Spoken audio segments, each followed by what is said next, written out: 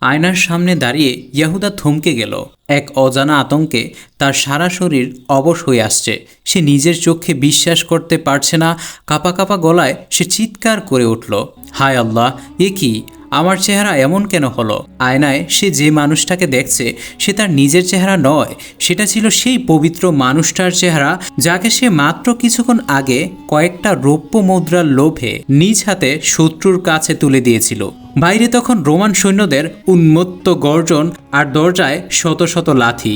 আজ তোকে তোর জাদুসহ ধ্বংস করব ইয়াহুদা। ইয়াহুদা আর্তনাদ করতে চাইল, কিন্তু তার কণ্ঠ রোধ হয়ে আসছে। সে আয়নায় দুই হাত চেপে ধরল, নিঃশ্বাস নিতে পারছে না, কারণ সেই মুহূর্তে সে বুঝতে পারল অনেক দেরি হয়ে গেছে। এখন তার ধ্বংস অনিবার্য। ডিয়ার ভিউয়ার্স, আজকের এই ভিডিওটি সেই অজানা রহস্যকে প্রকাশ করবে যা হজরত ঈসা সম্পর্কে খ্রিস্টান এবং মুসলমানদেরকে বিভক্ত করে ফেলেছে।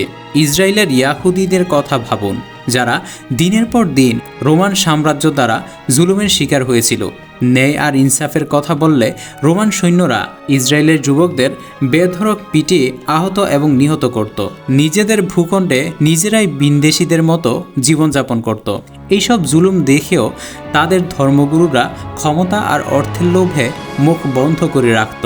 সাধারণ নিরীহ অসহায় মানুষ আকাশের দিকে তাকিয়ে আর্তনাদ করত, হে আল্লাহ, আমাদের এই নরক থেকে বাঁচান, আমাদের জন্য একজন পথ প্রদর্শক পাঠান।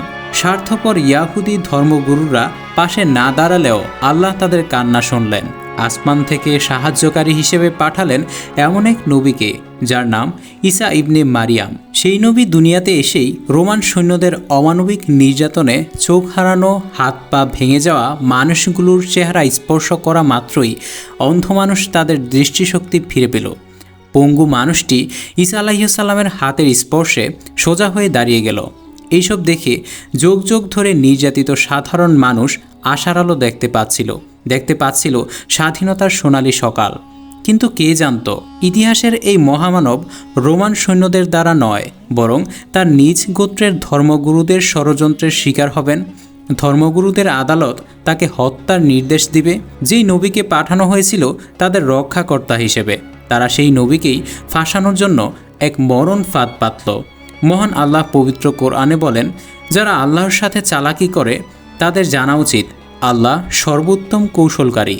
তার মানে মহান আল্লাহ ঈসা আলাইহিস সালামকে রক্ষা করেছিলেন। জেরুজালেম সেই পবিত্র শহর যার প্রতিটি ধূলিকণায় নবীদের সেজদা রয়েছে। সেখানে তখন রোমানদের শাসন।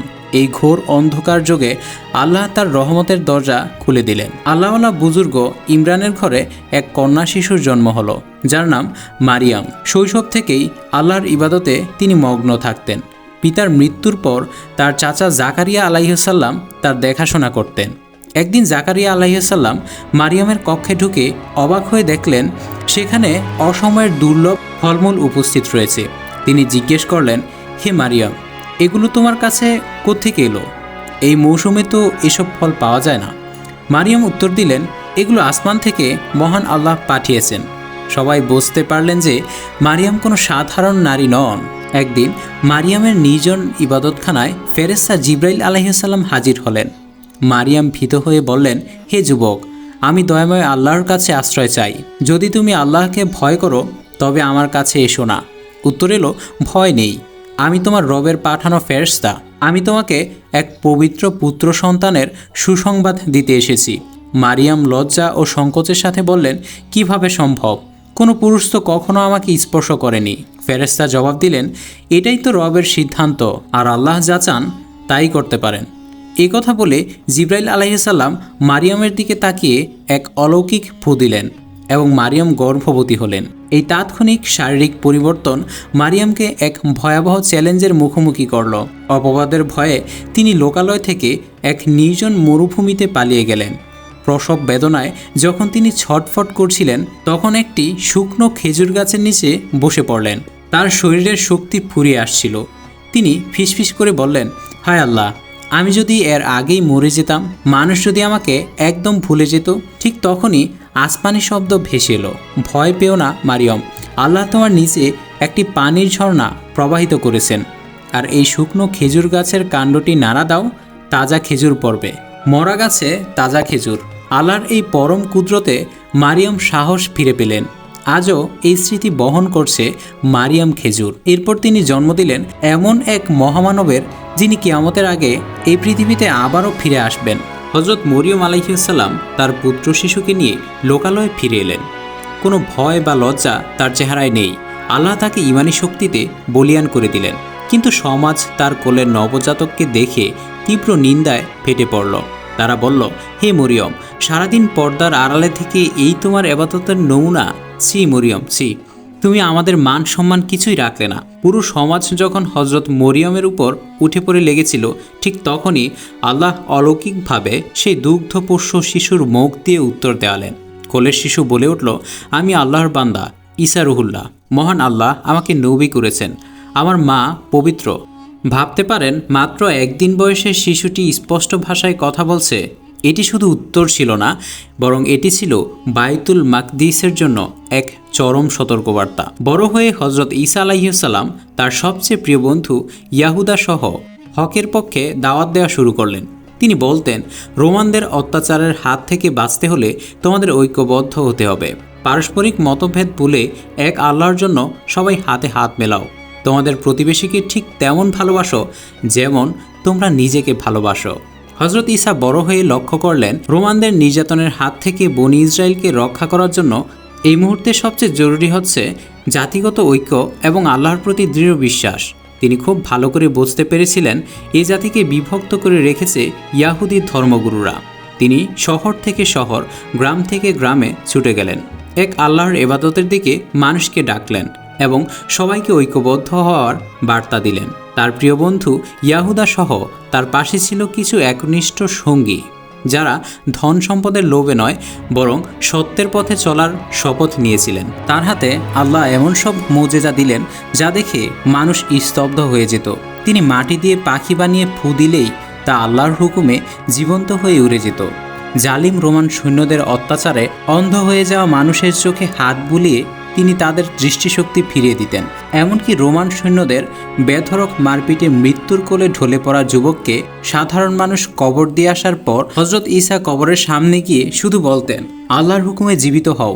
সাথে সাথে কবর থেকে সেই যুবক জীবিত হয়ে উঠে যেত।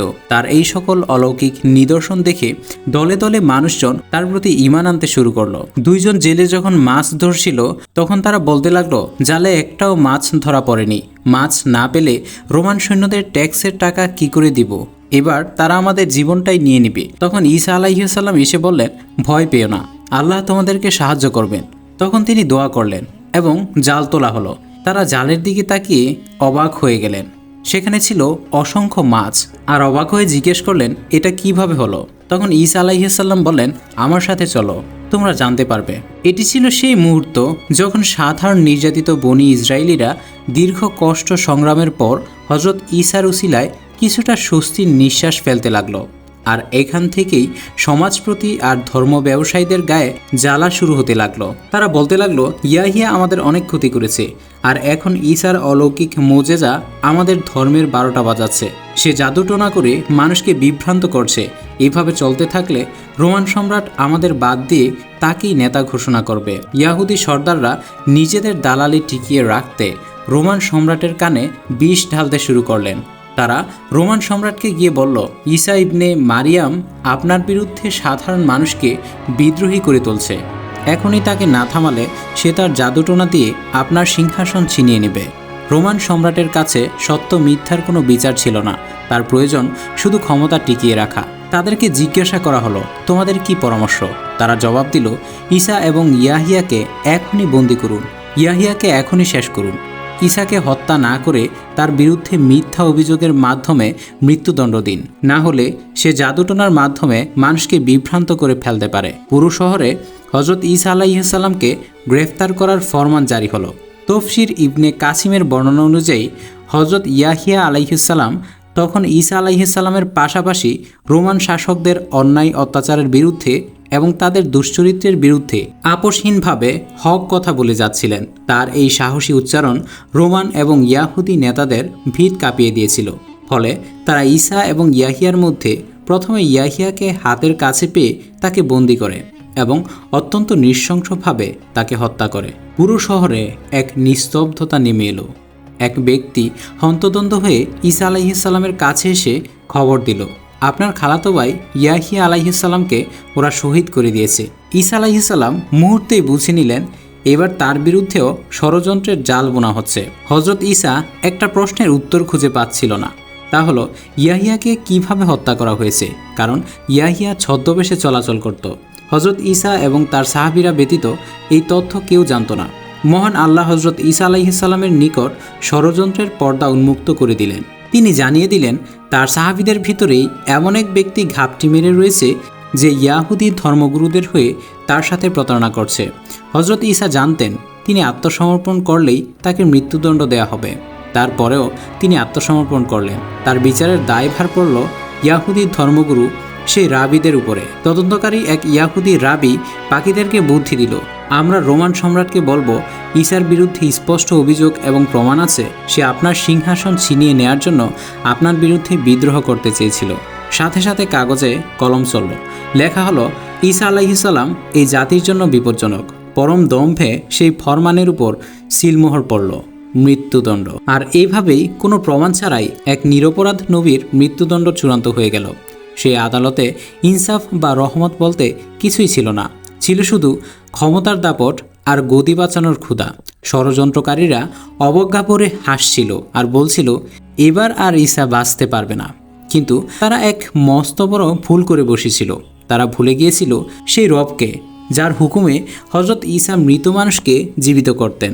তারা ভুলে গিয়েছিল ঈসা ইবনে মারিয়াম কেবল দিন প্রচারের জন্যেই পৃথিবীতে আসেনি, তিনি এসেছেন আল্লাহর বিশেষ কুদরত তথা নিদর্শন হয়ে। এই নিকৃষ্ট লোকগুলো তাদের সত্য নবীর বিরুদ্ধে ষড়যন্ত্রের জাল বুনছে।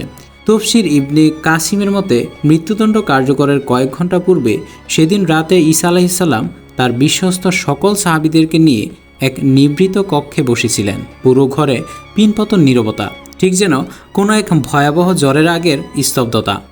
হঠাৎ ঈসা আলাইহিসসালাম বলে উঠলেন, আজ রাতে তোমাদের মধ্যে থেকেই একজন আমার সাথে প্রতারণা করবে, আমাকে রোমান শত্রুদের হাতে তুলে দেবে। মুহূর্তেই সাথীদের মুখ ফ্যাকাশে হয়ে গেল।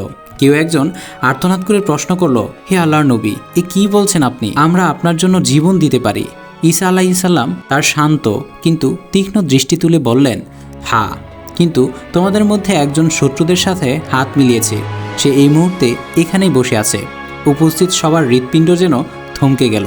তাফসির কারকদের মতে সেই ব্যক্তিটি ছিল হজরত ঈসার বাল্যকালের বন্ধু, সবচেয়ে বিশ্বস্ত সহচর ইয়াহুদা, বাইবেলে যার নাম এসেছে জুডাস হিসেবে। সে বাহ্যিক দৃষ্টিতে হজরত ঈসার ঘনিষ্ঠ সাথী সেজে বসে থাকলেও মনে পুষে রেখেছিল লোভ আর গাদ্দারি। ঈসা আলাইহিসসালামের কথা শুনে ইয়াহুদার চোখ মুখে আতঙ্ক খেলে গেল। সে নিঃশব্দে উঠে ঘর থেকে বেরিয়ে গেল। একজন সাথী জিজ্ঞেস করলেন, হে আল্লাহর নবী, ইয়াহুদা কেন টেবিল থেকে উঠে যাচ্ছে? সেই কি গাদ্দার? আমরা কি তাকে থামাবো? হজরত ঈসা আলাইহিসসালাম কেবল একটি কথাই বললেন, যা লেখা হয়ে গেছে তা ঘটবেই।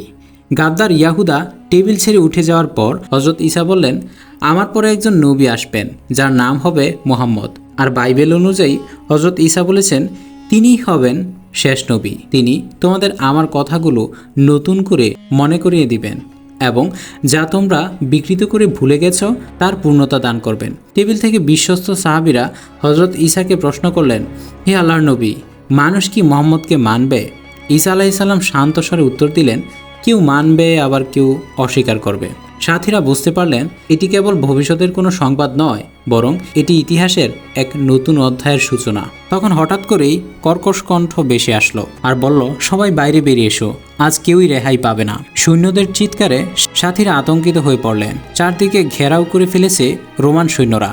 এই চরম মুহূর্তেও ঈসা আলাইহিসসালাম ছিলেন অবিচল। তিনি সাথীদের আশ্বস্ত করে বললেন, তোমরা সবাই পেছনের দরজা দিয়ে বের হয়ে যাও, তারা শুধু আমাকেই হত্যা করতে এসেছে, তোমাদের কোনো ক্ষতি করবে না। নিশ্চয়ই আল্লাহ আমাকে এই জালিমদের হাত থেকে রক্ষা করবেন। সৈন্যরা তখন দরজায় আঘাত করছে আর হুঙ্কার দিচ্ছে, আজ তোকে তোর জাদুসহই ধ্বংস করব। ইয়াহুদা দরজা ভেঙে সৈন্যদের বলল, আমি জানি সে কোন কক্ষে আছে। ঠিক সেই মুহূর্তেই যেন সময় থমকে গেল। ঈসা আলাইহিসসালামের চারপাশ এক অপার্থিব নূরের আলোতে ঝলমল করে উঠল। পায়ের নিচ থেকে যেন মাটি সরে যেতে লাগলো। চোখের পলকে আসমানের দরজাগুলো খুলে গেল এবং মহান আল্লাহ তার নবী ঈসা ইবনে মারিয়ামকে সশরীরে আসমানের দিকে তুলে নিয়ে গেলেন।